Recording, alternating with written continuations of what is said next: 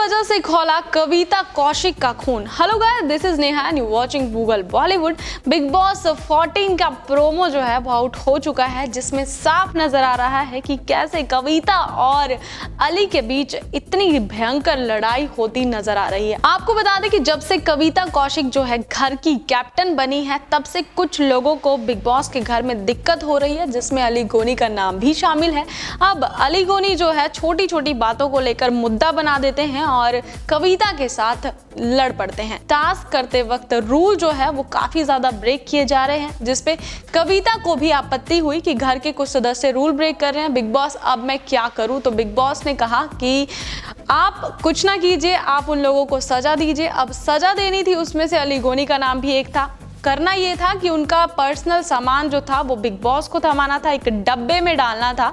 तो ऐसा ही कविता ने किया और जब अली ने पूछा कि आप ये क्या कर रहे हो, तो उन्होंने कहा पहले मैं करती हूँ फिर बताती हूँ कि मैं क्या कर रही हूँ। और आपस में लड़ाई हो गई और बाप पर बात आ गई, तो अली गोनी ने इसका मुद्दा बना दिया, जिस पर दोनों लड़ते हुए नजर आएंगे और सामान की तोड़फोड़, जो कि सबसे बड़ी बात है। बिग बॉस ने पहले भी कहा जाता है कि आप लोग बहस कर रहे हो, बहस कीजिए, लेकिन धक्का मुक्की या सामान की तोड़फोड़ करनी बिल्कुल मना है, और वैसा ही हुआ।